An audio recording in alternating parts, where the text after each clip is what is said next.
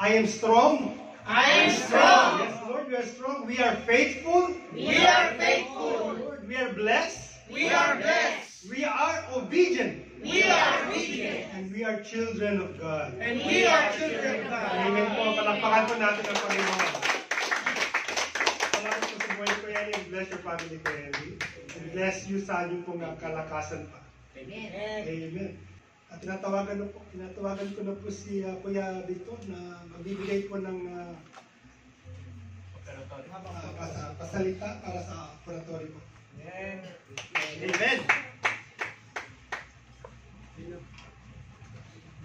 God is good? Amen. All the time. God is good. Ito po. Exam ko lang kasi mahaba yung preparasyon na binigay ni Bibs. Buti naman. Kaya exam ko lang, no? Yung nakaraan natin ng make room for more blessing, honor God by giving, enrich your life by giving, where is your heart? Yun po yung mga nakaraan natin, no? Ngayon po sa number 5, giving is a connection to God.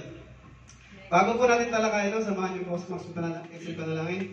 Lord, salamat po Panginoon sa patuloy na biyaya Panginoon, sa iyong guidance Panginoon. Kami po ay naidako mo Panginoon dito, lalo na po ako Panginoon, na patuloy mo ginagamit dito sa pulpitong ito Panginoon. Bago po Panginoon sa iyo, nawa Panginoon na ako'y pakalinisin mo sa aking mga kasalanan Panginoon, sa aking mga nagawa Panginoon, at maging karapat dapat Panginoon ako na mag-share ng iyong words Panginoon. Amen. Salamat po Panginoon, at ito po aking panalangin sa pangalan ni Jesus. Amen. Amen. Amen. Giving is a connection to God.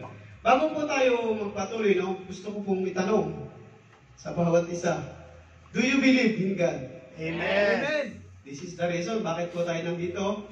Naniniwala tayo sa ating Panginoon, no? Mahal po ba natin ang Panginoon? Amen. Yan, no? Tinanong yan ni Jesus Christ, no? Tinanong ni Jesus Christ yan nung pagkatapos ng breakfast. Tinanong niya si Peter. Jesus said to Simon Peter, Simon, son of John, do you love me more than this? Tinanong po ng Panginoon, no? Sabi ni Jesus, do you love me more than this? Ay kung itanong po kaya sa atin ng Panginoong Jesus, do you love me more than this? Ba, hindi yata natin mahal ang Panginoon. Amen. No? Isa pa po tanong, no? Tinanong po ni Jesus Christ, si Peter Simon, no? Anak ni son of John. Sabi ni Jesus Christ kay Simon, do you love me more than this? Ang sabi po nag-reply po sabi niya, he said to him, yes, Lord, you know that I love you. No, sabi niya, yes, Lord, you know that I love you. Eh, kung tayo po sa panahon ngayon, no? Kasi sabi natin, kilala natin ang Panginoon, mahal natin ang Panginoon. Kung tanungin po kaya tayo ng Panginoon, sabi ng Panginoon, tanungin sa atin, do you love me more than this?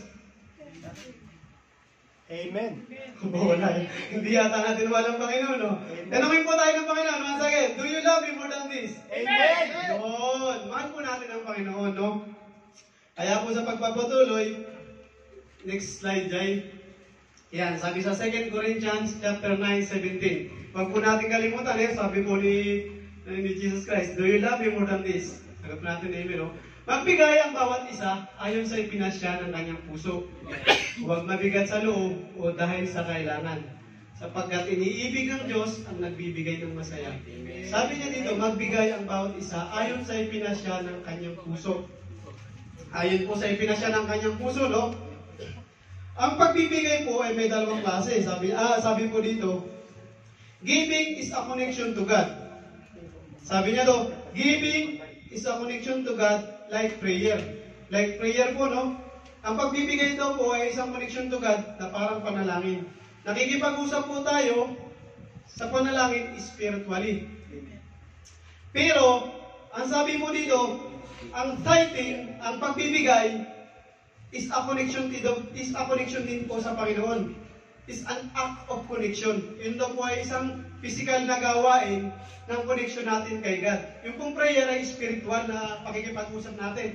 Yung connection natin kay God. Pero yung pagbibigay po, yung tithing na tinatawag, yung pagbibigay, ay is a connection of a physical na connection natin sa Panginoon. Kasi nakikita natin yung value.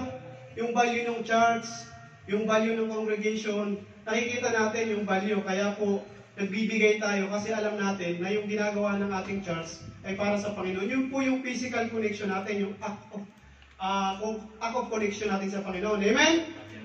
Sabi po natin kami na mahal natin ang Panginoon. Sabi po dito, magbigay ang bawat isa ayon sa ipinasya ng kanyang puso. Pag po ba ang inyong mahal sa buhay, mahal nyo sa buhay, may value yung mahal nyo sa buhay. Siyempre, pagka mahal nyo sa buhay, no? Pag sinabing, mahal ko yan kasi asawa ko yan, mahal ko yan kasi anak yan. Pag po ba sinabing mahal at nagbigay kayo sa inyong mahal, ano po ba yung mga worth of value na kaya nyong ibigay sa inyong mahal?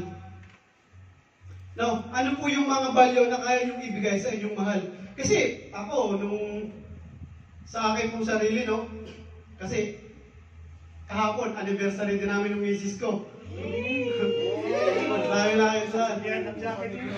Alam nyo, yung pagmamahal ko sa misis ko noong mga panahon na yun, sabi ko, hindi ko to papakasalan ko to, bibigyan ko to ng pilak, hindi naman. Kayo ba, payag ba kayo? Pagmahal nyo yung isang tao, bibigyan nyo ng tanso? Silver nga, medyo mahal na eh. Silver na lang kasi kawawa naman kung tanso. Sabi ganun. Siyempre, pag may value sa inyo yung tao, bibigyan ninyo ng most valuable. Siyempre, pagmamahal mo eh. Mahal mo.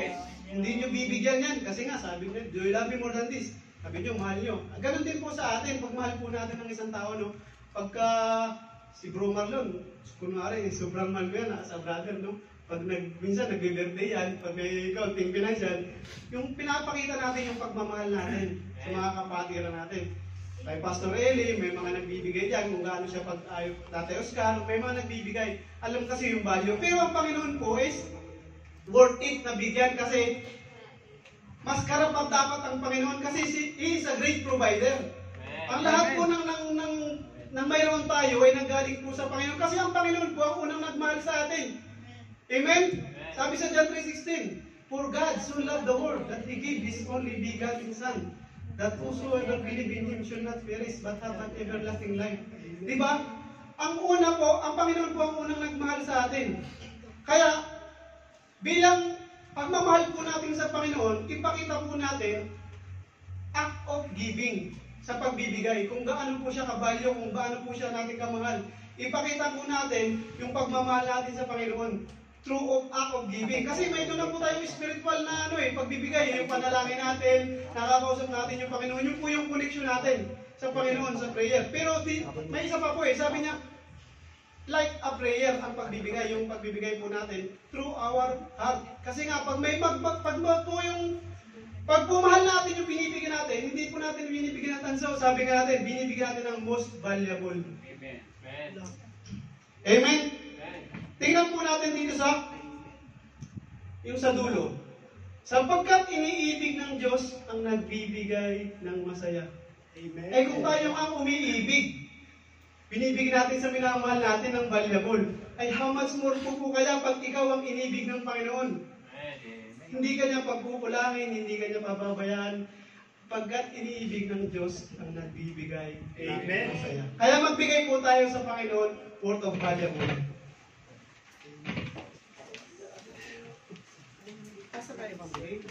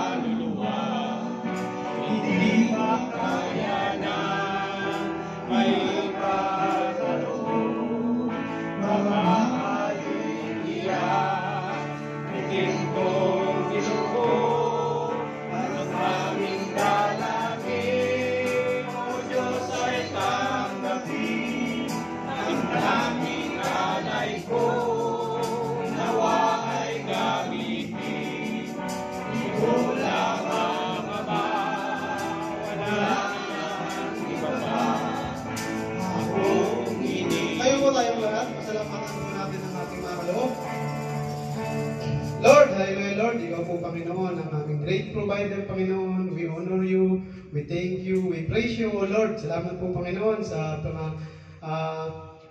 mga presensya, Panginoon, sa blessing na pinagkalo mo, Panginoon, sa amin, Panginoon, sa ganun pa man sa aming trabaho, Panginoon, sa aming kalugsugan, Panginoon, sa mga biyaya, Panginoon, na natanggap namin, Panginoon. Ito po, Panginoon, patuloy namin pinapasalamatan sa inyo, Panginoon. Ganun din po, Panginoon, sa mga kapatiran, Panginoon, na nandito, Panginoon, na pinili ka, Panginoon, upang ipakita, Panginoon, kung gaano ka namin kamahal, Panginoon, kung gaano ka kabalyo sa buhay namin, Panginoon. Panginoon, I pray na ang mga pinagtatrabahuhan, Panginoon, namin, Panginoon, ay maging extension, Panginoon, ng iyong blessing, Panginoon, na madala namin, Panginoon, dito upang makasuporta, Panginoon, sa aming bahay, panambahan, Panginoon, na ikaw po ang maitaas, ikaw po ang masambahin, Panginoon, sa mga oras na ito, Panginoon. Salamat po, Panginoon, sa mga kaloob na ito, Panginoon. Dalangin ko, Panginoon, na ito ay magamit, Panginoon, sa iyong kapurihan, Panginoon. Salamat sa mga kapatiran na patuloy mong ginagamit, Panginoon, makapaglingkod, Panginoon, sa iyong bahay, panambahan, Panginoon. Salamat po, Panginoon. This is all I pray. In the mighty name of Jesus. Amen. Amen.